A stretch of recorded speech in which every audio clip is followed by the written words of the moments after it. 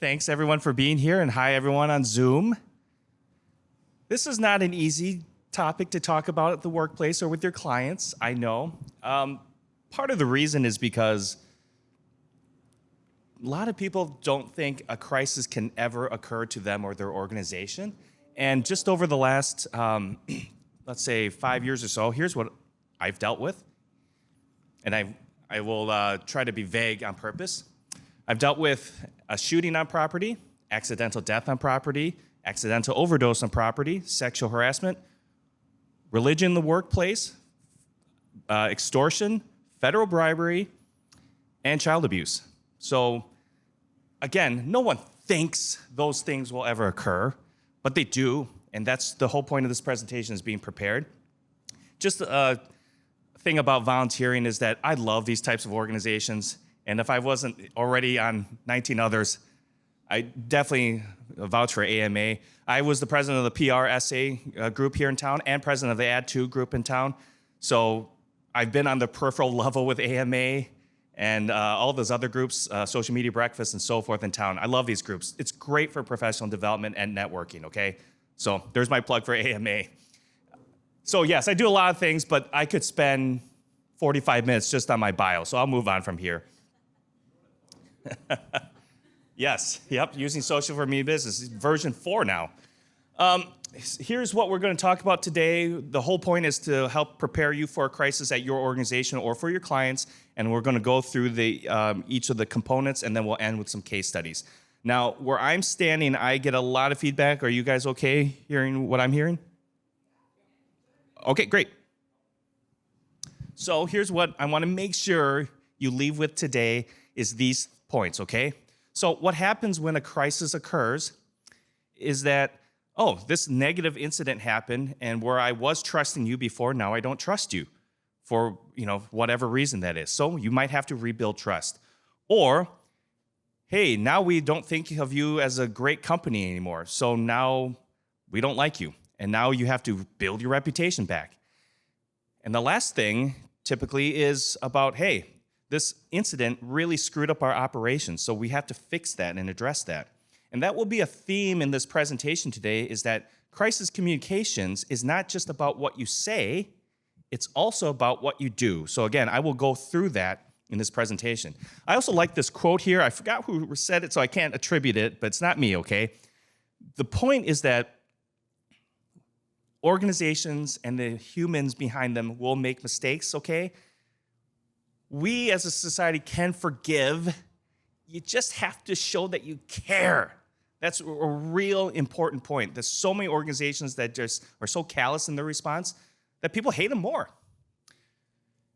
So one of the difficult things I have in running an agency, and you might have this if you're working in-house as well, is selling it to the higher ups or selling it to the client about the importance of crisis communications. So here's something I use that has been helpful to me, is loss aversion theory.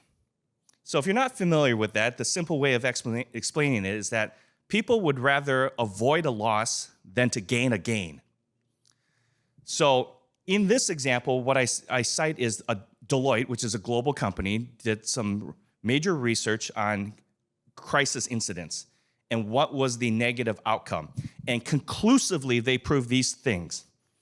When there was a negative incident, a company experienced a loss of revenue,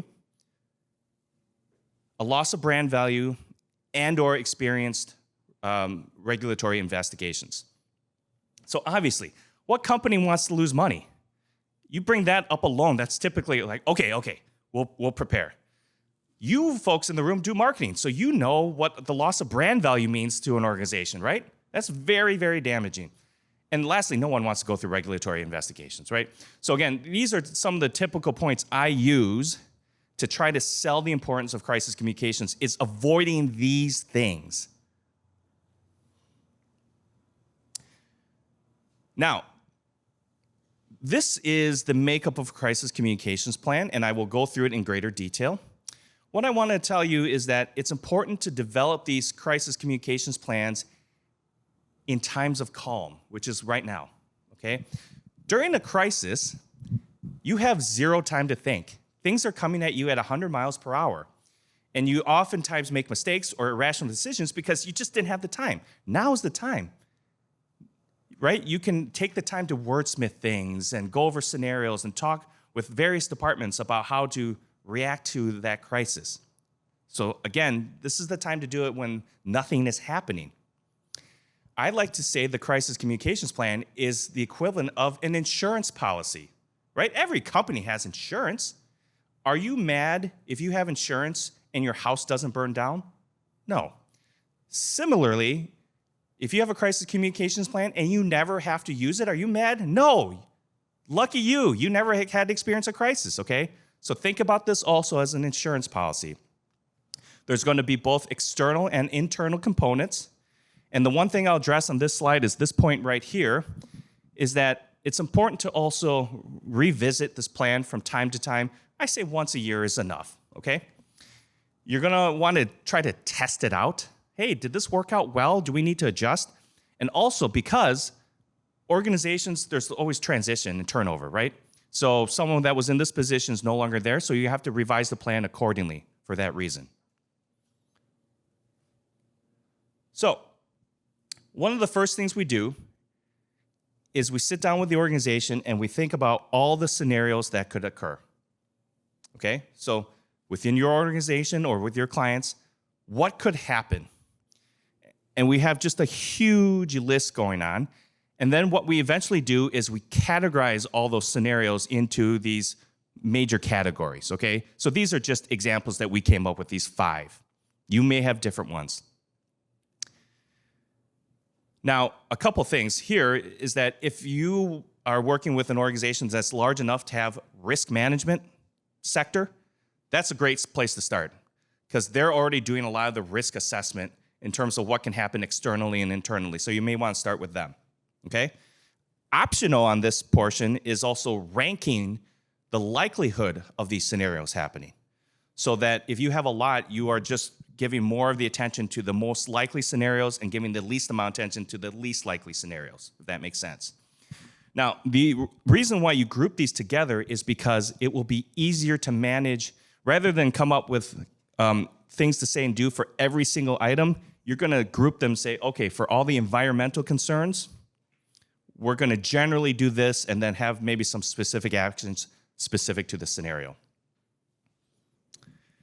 Again, this is a really tough thing to do because you don't think a shooting will ever occur, right? But you know, we just have had several of those at businesses here in town. It's not fun to think about, but you have to do it. It's like also doing your will. Have you ever done that? Like you have to go 10 deep and how many people die behind you. It's just like, well, that's my whole lineage right there. Now, folks in the room, you know if you've ever written a marketing, PR, advertising plan, you have some kind of overall goal, and then you're going to come up with the sub-goals or objectives that you want to accomplish to help achieve that master goal. And then you're going to have the strategies to achieve those sub-goals or objectives, right? That's should sound familiar, I hope. You're going to do that in your crisis communications plan as well. So this is just one example, and I don't know if in the back can read it, so I'll read part of it. So let's say there's a cybersecurity breach at your organization, okay? What is one of your goals? Well, obviously, let's return to full operation 6 to 8 weeks. You know, our systems are down right now. We're crippled. Let's see what we can do. Can we get back in about a month's time? Okay, that's one of our goals. And then we are trying to determine, well, what are the strategies we need to do to achieve that goal? Now, like, for example, look at number 2. Build a mindset with staff in which cybersecurity is at the forefront. This is an operational thing that your department will have to work on, like recommending that once a year, every employee must go through cybersecurity training. That might be something you have to implement as a result of this. At Madison College, we do that every year. We have to pass a cybersecurity test every year. What else can you do with that second strategy? You can make signs, you know, little handouts, cards that sit at everyone's desk. It says, don't click on that phishing email, right? Those are things that you can do, the tactics to execute these strategies. Another example here, pandemic. I kid you not, we worked with the Dubuque Convention and Visitors Bureau, that's Travel Dubuque. And in 2019, we developed a crisis communications book for them. And we had a section on pandemics. Back then, if anyone can even remember this, it was Zika. So we had a full-out plan on what to do if Zika took over the world. And we just replaced it with a different virus. So we actually wrote out all the things to do in case the pandemic hit them. So look, what are their goals? Obviously, limit tourism losses, right? So what are the strategies behind this? Well, like one here, provide ample information to all audiences. That sounds so obvious, but when again, when you're in the middle of it, you might not think to do that. Like, oh, I need to post regular updates, right? You might forget to do that. And I know, again, that sounds silly to us marketers, but this happens all the time. One of the things, and why I'm illustrating this, is that within your crisis communications plan, you will pre-write out everything. To manage a certain crisis, if you need a blog post, pre-write it out. If you need social media posts, pre-write them out. A press release, pre-write them out. You will have all that in the hopper ready to go, and all you have to do is copy and paste. As you might know, sometimes getting approvals from things takes forever in an organization, right? It's just one tweet. Why does it take 8 days to approve, right? Well, that's why you're doing it in a time of calm. So you can say, hey, here's the press release, here's our key messages, here's our media list that's going with it. Approve? Good. Now we have that in the hopper and can go out when it has to go out. So we had these types of social media posts written in advance for Travel Dubuque. All they had to do is tweak it. Obviously, some of the dates here, they had to obviously change, but they had that ready to go. Another case study I want to mention that was not our client was Myrtle Beach. So in March 2020, my family and I planned to go to Myrtle Beach for spring break, and I was very pleased to see that their Convention Visitors Bureau updated their website, social media, newsletter every single day with new updates. Remember back then, we didn't know what the heck was going on? So they would have a list of like, okay, the following 6 new restaurants are closed. It got to the point I'm like, I don't think we're going to be able to eat there. So again, communication obviously was very important, and sometimes you just don't think to do it. Okay, so again, what is your goal? And what are the strategies to achieve that goal? And then obviously, then you'll have tactics to carry out those strategies, okay? Goal, strategies, tactics, just like your marketing plans have.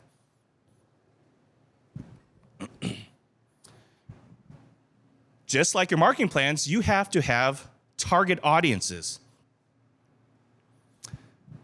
right? And each of these audiences may have some different strategies or tactics aligned with them. So the first thing I always tell people is that the first audience, your priority audience in a crisis, has to be internal audiences, okay? Staff members, it can be volunteers, it could be the board of directors. Those are internal audiences, and they need to be on the same page right away. You would hate that your own employee had to look online to figure out what the company was doing, right? They had to see it on TV. That's bad. When you get to talk to them, you get to demonstrate your concern, and then remind them of things like your communications policies. So for example, you say, hey, if anyone here gets a call from a member of the media, please redirect them to our director of public relations. No one here should be answering questions from the media. Or if a customer calls, please direct them to our so-and-so person, right? Send all that out so everyone's on the same page. This also helps kill the rumor mill. People are gonna be like, oh, what was happening? What was happening? So, one crisis we did was an ouster of leadership position. I'll have to say it that way. Of course, the rumors are flying like, what is going on? So we had to, have an internal staff meeting, discuss what was going on, because invariably people thought, are we getting bought out? Are there going to be more layoffs? And none of that was true. But people instantly thought of that, right? So this is, again, your chance to kill the rumor mill. Now, following that, then you're going to go to the other audiences here. They might be your customers, investors, local officials, etc. But first has to be the internal audiences. Now, in your plan, we have the scenario. What is our goal? Strategies to carry this out, the target audiences, right? Now we need to start thinking about the actions and responses. So this could be a very long section of this presentation, but instead I replace it with case studies later on. But generally the first step is acknowledge the situation. I can't tell you how many organizations deny that something happened, okay? Yes, this did happen, but there's more to that sentence, okay? So, concern and empathy. Remember that quote I gave? When organizations don't seem to care, people get really mad at that, okay?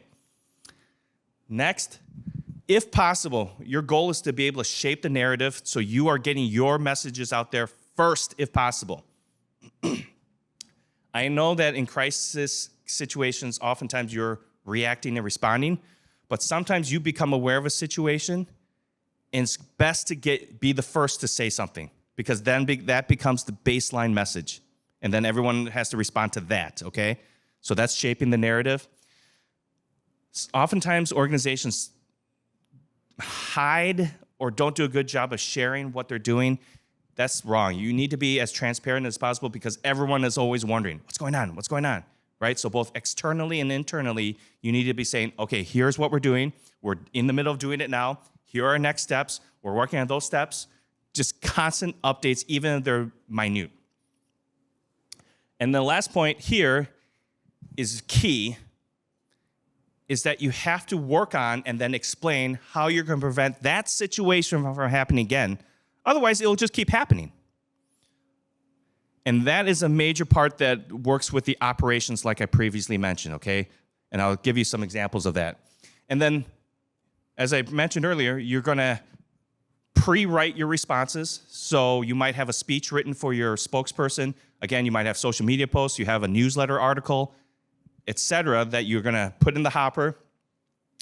And then in time here, in the real situation, you're going to say things like, okay, here's what happened. Here's what we know about it. And here's what we're working on doing right now, okay?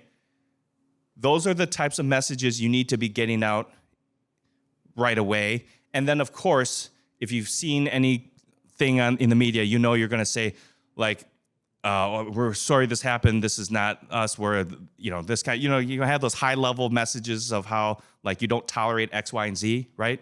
You'll have those messages. And like I said, this could be a very long section of this presentation, but I know you folks as marketers can write that. So that's why I'm able to skip that, I hope.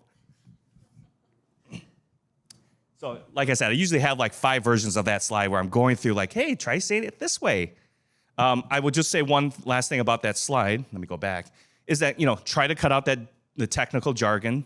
Some of you may work for scientific or, other types of firms where people use a lot of lingo that no one outside of that industry understands. So make sure to cut that out in your statements, okay? So, you folks here, this is your slide. What are you doing? Because this is typically within the realm of the PR department, but as you know, some organizations are small and you wear every hat, right? So on the left-hand side here, if you're advertising or have sponsors, you got to contact them as a heads up, like, hey, just to let you know, this is what we're dealing with right now, okay? Advertisements, as you know, you might be, in your media buys and your flight plans, you might have the next 6 weeks blocked out. You got to pause all those things. You don't want to be saying, we're really sorry about this huge damage we did, and then the next thing is buy from us, right? You don't want those things. Social media posts, right? We're all preloading social media posts. We're using Hootsuite or Sprout or whatever, and as we have a whole month of social media posts out there, you got to pause all of them. Look what happened to Equifax. You remember this a few years ago? They got hacked. Everyone's social security numbers, including mine, got stolen. That was a Wednesday, and this tweet, happy Friday. Okay, so that's what you want to avoid, and that's why you need to pause those preloaded social media posts that I know all of us do. You might have to work with your media reps, reserve space for apologies. That might happen, okay? On the creative side, something I'm seeing more and more of these days is that you have a dark website. So this is a secondary website, is your crisis communication site. It might be as simple as a splash page that overloads your front homepage and says, if you are a member of the media and you need this, contact this person. If you're a customer and need this help, go here. If you want to go to our main site, click here. It might just be as simple as that. Because people are coming to your website to get this information on how to deal with the crisis, and they don't have to weed through all your marketing stuff. No offense, right? Apology ads, that's common. Obviously, there's the buy ad space too.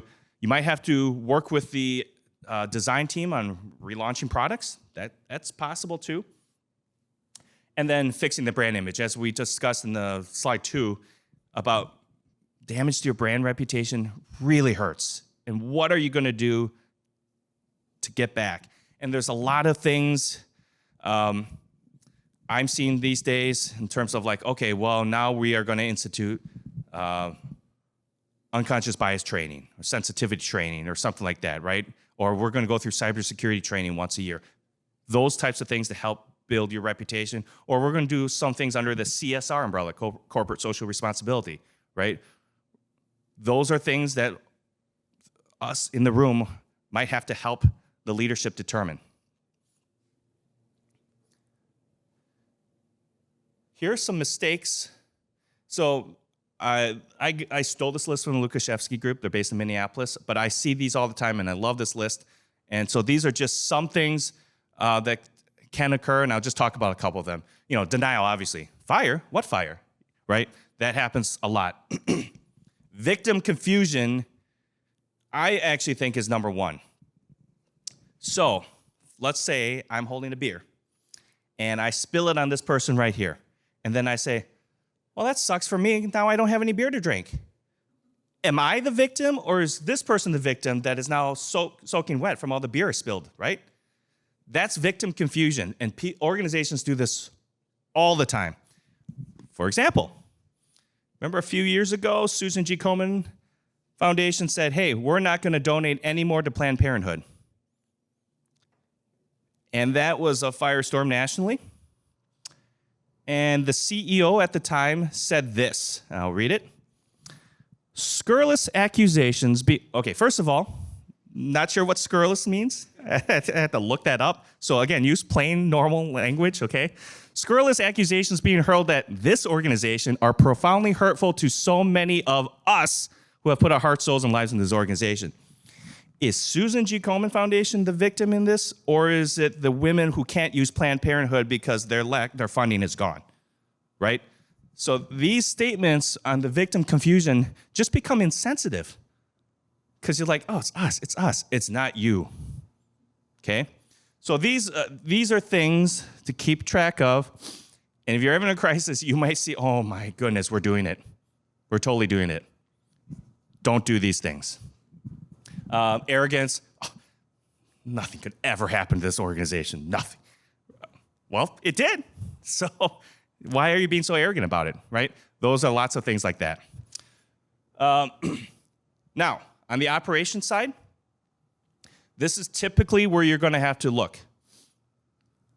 And I know this seems weird to talk about this within PR, marketing, advertising, but yes, we have to work hand in hand. One of the things I know from being on the national board of directors for the PR organization is that we are striving as all communicators here to have a seat at the C-suite, right? We should be sitting down with CEO, COO, CTO, et cetera, and helping them make decisions because we are the conduit between internal and external publics. Can you tell I've said that statement a lot and I'm on my pedestal right now, okay? So if you really want to be a part of it, you have to know how the business works. And you have to be willing to speak up to say, hey, we need to change these things or this is going to happen again.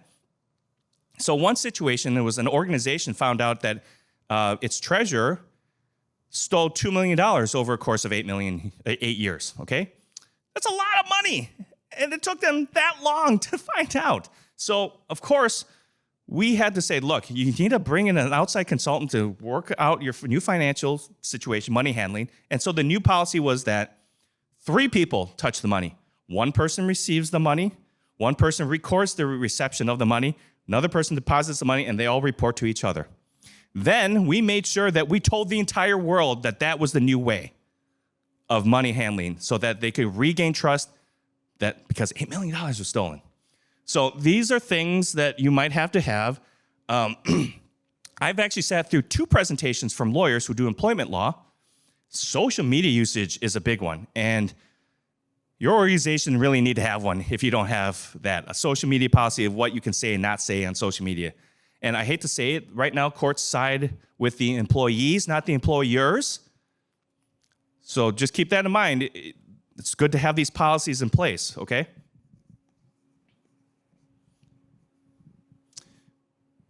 How am I doing at time? Oh, great. So now let's talk about some case studies. But does anyone have any questions on shaping your crisis communications plan? It's really nice to talk to fellow marketers. Again, this is a different presentation for other groups where I have to go detail, but you know goals and strategies and target audiences and messages, writing out stuff on social media. You know all that. That's great. So I'm going to pick on PRSA. Again, I was the president of the local group, and I was on the board of directors for the national PRSA as well. This was before my time, so that's why I'm picking on them. Each year they do a national conference, international, I'm sorry. And this one year it was in Miami, but there was a hurricane coming. And so this is an environmental crisis, right? Not really under their control. And this is the embarrassing part. They're communicators and didn't communicate to anyone. They have a lot of people show up to this conference. It's like 10,000 people. And, nothing was closed down, and they said, it's over. And then they didn't say anything else. Is that not weird? Okay, conference is canceled. No alternative, just conference is canceled. What? Okay, so now, every case study will have this slide come to it. On the left-hand side are actions that either did take place or should have taken place, followed by things that they did change or should have changed, okay? So first, they should have been transparent in the decision-making process. Remember I said transparency is important? No one knew what they were thinking. What I would think is that they need to say, hey, look, folks, here are the following trigger events we're looking at. For example, if the airports are closed, or if a state of emergency is declared, or if this, or if this, or if this, we're canceling. Versus, surprise, we're closed. Okay? So trigger events and being very transparent about that process. Next, why not offer to take that money and just say, hey, sorry we're canceled, we're going to just apply it to next year's fees. If this bothers you, call us for a refund. Right? You know, as an organization, you don't want to lose that money in. Hold on to it, right? And then over-communicate, not just communicate, over-communicate once that final decision's been made. Okay? Website, social media, emails, calls to the local chapter president to tell their chapters, okay? You got to do everything like that. They didn't. Again, it still won't be enough. That's exactly right. That's why I stress using over-communicate so that people are slightly less angry at you. On this side, here's what they actually did change.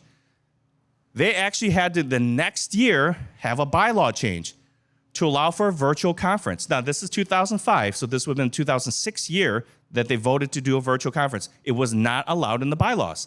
And thank goodness that that was in place, because the 2021 conference was supposed to be in Nashville. I was super excited to go, and then it was canceled and switched to virtual. I'm like, screw that.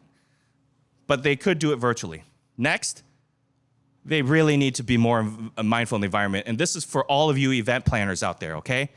Like, I can't tell you how many times someone has hosted an event and didn't realize something else was going on that was way bigger and took up all the hotel, restaurant, parking, transportation, et cetera. Like, were you not looking? Right? Weather, political stuff. Next year, is it 2025? Might not be a good time to host an event in the summer in Milwaukee or the summer of Chicago because of DNC and RNC, right? Oh, I didn't realize this was going on, and it takes up every hotel room in a 200-mile radius. And then here's another thing I would have recommended is that, hey, let's contact event planners and say, what do you typically look at when you're thinking about canceling an event, right? To get public input on that so that you have stakeholders weigh in. That's something I would have recommended for them. Okay, let's talk about advertising. Anyone remember this ad? So this was the first set of protests, and Kendall Jenner in this commercial gives a Pepsi to a cop, and everything's fine now. You guys remember that one? The Black Lives Matter organizers said, wow, this plays down the sacrifices people have historically taken in utilizing protests. Dr. Martin Luther King's daughter, Bernice, said, if only Daddy would have known about the power of Pepsi. Okay? Pepsi got killed on this one, and rightfully so. So, Pepsi did pull the ad the next day. That was 1 day of just national negative feedback. They pulled it the next day. Their first apology said, clearly we missed the mark and we apologize. I would have extended that apology to all the groups instead of just one umbrella apology, okay? I would have also apologized to Kendall Jenner for putting her in that situation, and obviously Bernice King. To their credit, Pepsi did not repurpose that ad. If you've ever created an ad, you know, oh man, we had all this effort and time and resources. Maybe if we just recut it this way, it'll be fine. Nope. Don't repurpose that. Just it's done forever. And again, to their credit, Pepsi did. Now, what to change? That ad was actually created in-house. They did not use an agency. And I know I'm an agency person. I'm not trying to say anything about that. But I would recommend that if it's in-house, that's fine, but perhaps seek an outside perspective. Think how many eyeballs went on that, right? An organization that size, they have so many people approving the concept, then approving the script, approving production, approving everything. They probably shot it and then watched it and said, yeah, this looks good. How many eyes were on that, right? As I mentioned before, is it worth taking something like unconscious bias training? Yes. Those are things I would have recommended to that organization to show, hey, we're trying to make a change. Figure out maybe a different way of selecting endorsers. And then here's the big one. Do you want to dive into social justice issues? That's always tricky for any brand. So maybe Pepsi has to think hard about if they want to do it, fine, but you got to be really careful, okay? I love picking on United Airlines. Everyone who flies has one airline that they'll never fly again, minus Frontier. Hate Frontier, okay? But everyone, I know, I have friends that hate American Airlines. I know people hate Delta. It just happens, okay? So, if you remember this one, this is a little bit old now, but I love it. If you remember, there was a flight that was oversold, and it wasn't oversold for other passengers. It was oversold for United employees, okay? And so they had to forcibly remove some passengers, but as United said, reaccommodate them for crew members. It wasn't like, sorry, sir, we have this other passenger that checked in before you. You were on standby anyway. Got to get you. No, we got like 5 staff members here. We want to take your seats. Huh? So the CEO, his first apology was, this is an upsetting event to all of us here at United. Remember what I said, that victim confusion? Is United the victim in this? Do you remember the images of Dr. Dow? He's being dragged off the plane. His shirt's up. His glasses are askew. He's got blood all over his lips. Is he the victim? Yes. Not United, okay?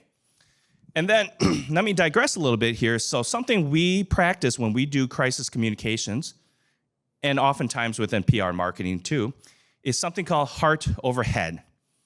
Is that no matter how logical you are, it's hard to change someone's opinion when they've emotionally made a decision, right? As you know, in marketing, people buy emotionally and justify logically.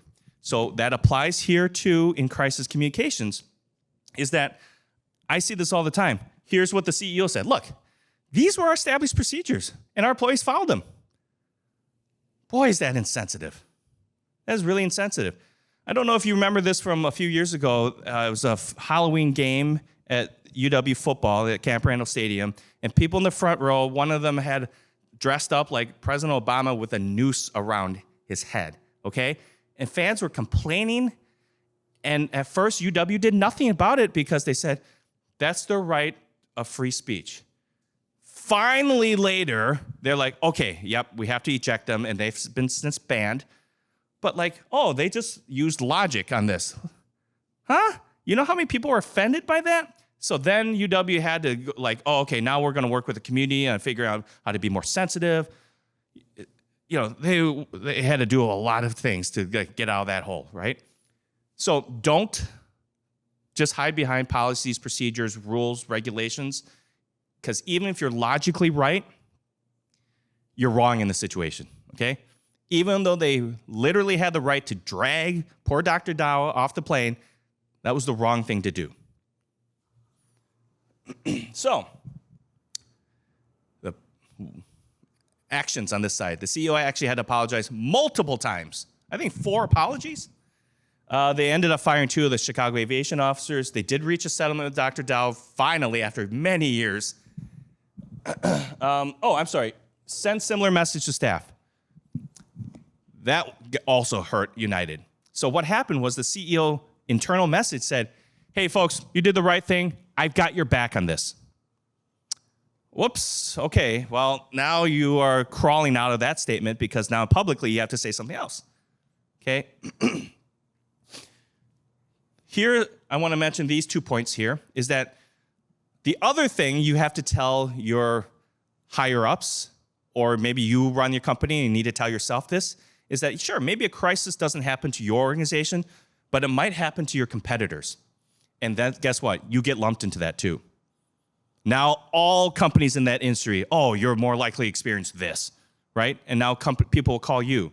So, hey, this happened at this school. Okay, now we're going to call every other school. Like this happened in a school in Milwaukee. Now we're going to call schools in Madison and ask what they're doing about it, right? That happens. So here, immediately, every airline was asked, what is your policy for overbooking? So Southwest is like, okay, we just changed it right now. No more overbooking. We're done with that. And Delta said, if we overbook, we'll give you 10 grand. Okay? They immediately had to come up with their own statements and policies and procedures because, again, they got lumped into that. So think about that too. It might not just be your organization, it might be your competitors. Okay, so United did change their policies and procedures. I think the key was that you're only allowed to pull passengers before they get on the plane. So while they're in the terminal, I'm sorry, sir, we're overbooked. Can't get on this flight. Okay? Once you're on, you're on. Social media monitoring. Now, this was an interesting aftermath thing that I read, is that, of course, these large organizations have a huge team of social media specialists, and they are monitoring things. And as you can imagine, people constantly complain about airlines, even things that aren't their fault, like, oh, this thunderstorm, darn you, United. Huh? But they actually saw a huge spike that moment this was happening and ignored it. So that might be something that they need to address in the future. And then finally, solicit feedback. This is not something they did. I would say, hey, if you're United, you need to contact all your diamond medallion, whatever they call them, elite, multi-million flight passengers, right? And say, hey, you fly more than anyone else. Tell us what we should do. How would you go about doing this, okay? Getting input from your own stakeholders. And then tell everyone you did that. Some of you may hire spokespeople. This might be even more common in a college town like Madison where we have NIL, so you can hire UW athletes now, for example. These are just some examples. You may recall them. Jared Fogle, wow, that was a big one, huh? So these are just general things that can be done, okay? Oftentimes, if your spokesperson does something bad, you're going to have to like make an extra gesture. I believe, for example, Subway then ended up donating a ton of money to some kind of child safety center. I apologize for getting the name. But, you know, they're like, okay, because in light of this, we're donating $10 million. You know, you might have to do that to compensate for what your spokesperson did. Here are some things. It's not easy. You don't expect your spokesperson to go off the rails, but it might mean that you do some monitoring, looking at past stuff. I can't believe people keep hiring Kanye West now. Yay.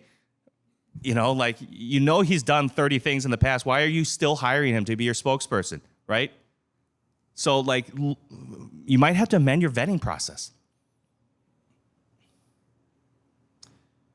I think this is the last one. Yes, great. I'm right on time. So, my firm, we work with a lot of hospitality clients, and if you've ever had to deal with reviews, like people on Yelp or whatever, Google, they feel like they're like from the New York Times and have to leave some kind of 1,600 word expository thing about how the bread was not served warm. Come on, get a life, right? Sorry if you're one of those people. What I tell my clients in hospitality, so this is food and beverage, retail, and hotels, is something called the consumer adoption process. I think all of us in the room are familiar with some form of this sales funnel. I happen to like this formula the best. Before someone can buy from you, this is how someone goes from being a stranger to becoming your customer. They have to know you exist, right? They have to know your brand, product, or service exists. This is why we spend a ton of time and money on awareness, right? Big advertising campaigns, big PR campaigns, etc., with the hope that we're targeting people with interest in what we sell. If not, they're going to fall off, right? If they don't have any interest, yeah, they're aware of you, but they're not a customer. They drop off. The third step here is evaluation. This is where people are asking their friends for referrals, they're doing price comparisons, they're looking at your reviews, case studies, and testimonials, okay? So I tell them, yeah, it stinks to have all these reviews out there and review sites you have to monitor and manage, TripAdvisor, et cetera, but it's part of the decision-making process. Trial, as before you buy a car, what do? You take it for a test drive, right? And then you adopt, and then you come back to the top, and then it's top of mind awareness, readopt, right? So evaluation does matter, so it's important that you address reviews. So first, I want to show you what this is the formula I typically just tell my clients because it's the easiest for them to do. It follows everything we've talked about today. 1, take the high road. I know you want to say, well, you stupid little, nope, can't go there, right? Take the high road. Thank you for bringing this to my attention. Express sympathy, regret. Remember, being callous hurts you. Being empathetic to that situation, expressing sympathy, regret, etc., helps you, okay? I'm so sorry about your experience. How to avoid that problem again? In this case, I've talked to my team to make sure these issues don't happen again. Offer resolution. Now, here you might say, look, I'm going to comp your meal, or here's a coupon for a free drink. But sometimes it just might be, I hope you give us another chance. That might be the resolution, okay? This is a simple 4-sentence formula that has gotten us out of a lot of trouble or avoided more trouble, I'll say it that way. Now, I want to show you what happens when you don't.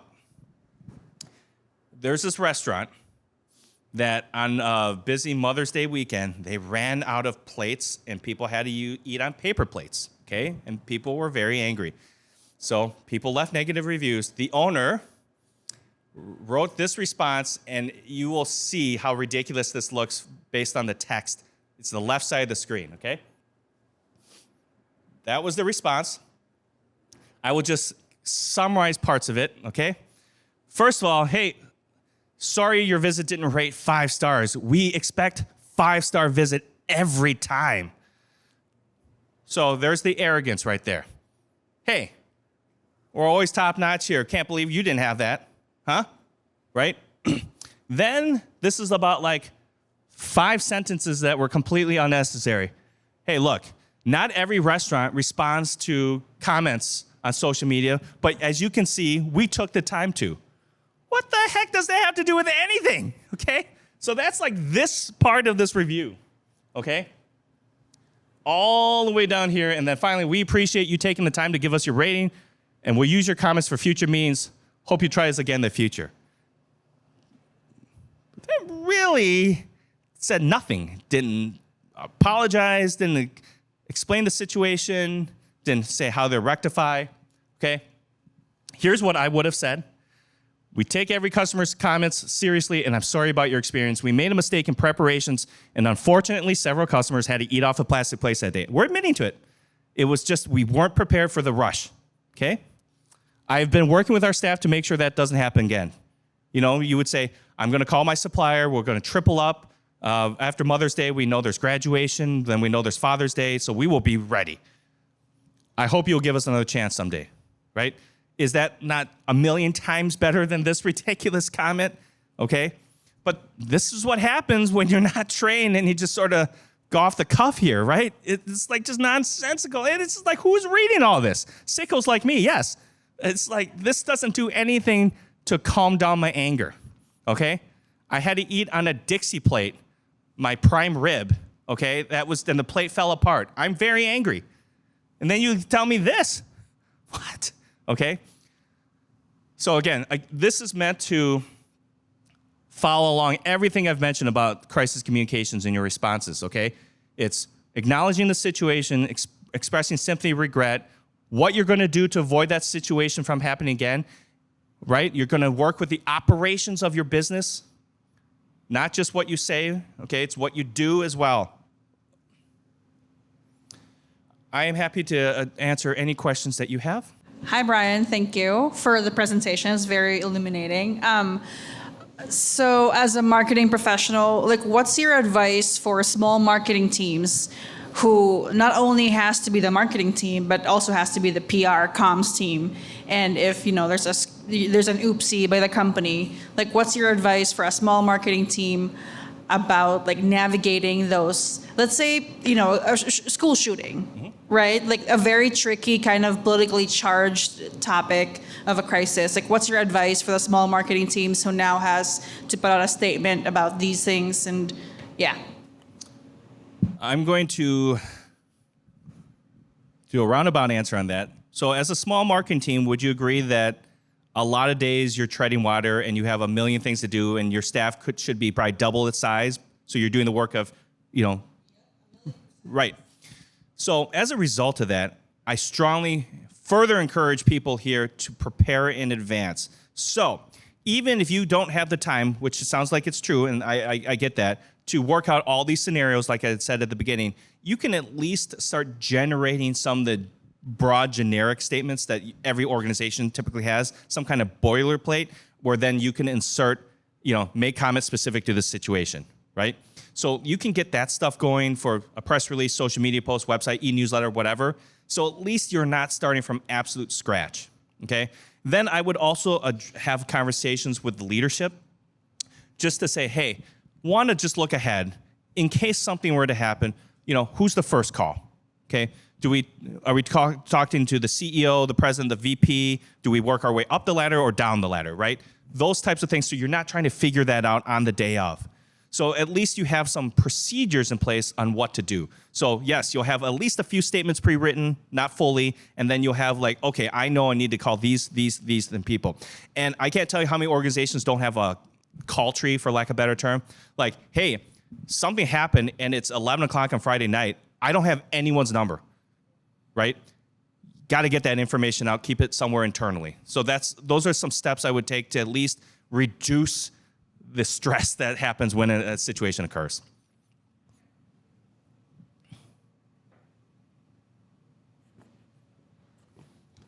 Hey, Brian. Steve. This is really good. So as a business development guy and client manager, what if you get yourself in a situation? How do you best handle it where your company made a mistake, there was a problem, you want to apologize to the client, but your CFO, the legal team is telling you, do not admit guilt, do not say you did anything wrong, do not apologize, just work to. Thank you, Steve. And I'm sorry I didn't actually include that in my presentation. So Steve's question is about sometimes you encounter resistance from your teammates that say we shouldn't say anything. And I deal with that all the time, especially when lawyers are involved, because they typically say, let's not say anything, especially the word sorry, because sorry implies guilt. If you say I'm sorry, it means you did it.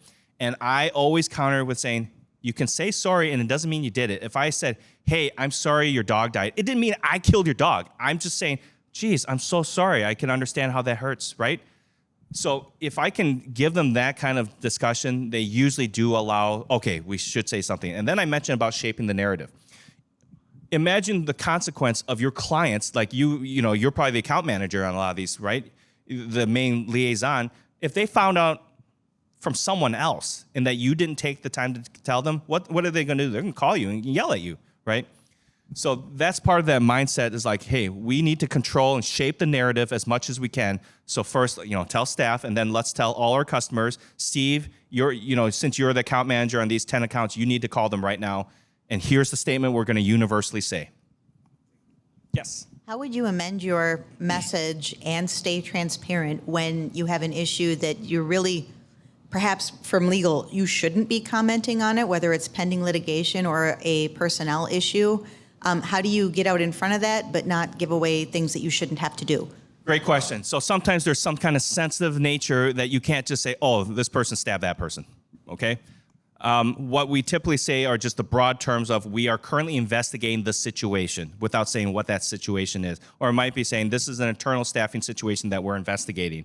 So at least we say something rather than nothing, and then we can still give updates based on that broad, vague term. Like, okay, we are now working with authorities on this investigation. They've come in. Okay, great. That's still vague, but people get like, okay, you're taking this another level, right? Without revealing those names. And then we've done this with hospitals. You can cite things like HIPAA, right? Hey, due to HIPAA or this is a school, we can't reveal the name of the student, but we can confirm it is a student. And that's usually enough that people understand.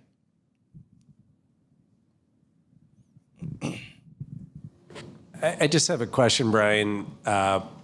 Great presentation, but more like as far as you managing an agency, like when we did the video the other day, you're like, I've got 3 items, 3 clients where things are going wrong. How do you manage that when everything goes wrong at once? So the backstory is that last Friday, I had to deal with a situation. It has been in the media, and I almost canceled the interview. It was Thursday, right? Thursday or Friday. It was Thursday. Time just blended together last week. I almost canceled the interview because I was like neck deep in stuff. One of the main things in that situation, to sort of address your question, is that I have to be the voice of reason and the voice of calm. Because I get the poor client is in that situation and thinks the world is going to end. And I have to sometimes say, this is not as bad as it seems. And so I will say things like, look, what is the worst situation of this? Well, this could happen, this could happen. Are those really that bad? And then the client says, well, no. And then see, now I'm backing them down a little bit. Their blood pressure is going down a little bit. So again, that's one of the main things I'm doing is just like, hey, I know lots of things are coming at you right now. You got this person, this person, this person, but look, it can't be that bad. We'll tackle them one by one. Here's the order of operations.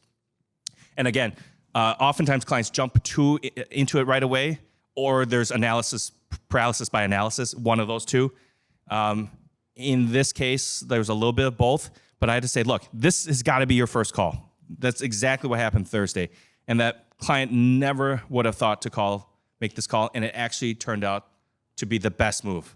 I have to pat myself on the back for that one. That helped mitigate most of the situation, and then we had to do lots of other things too.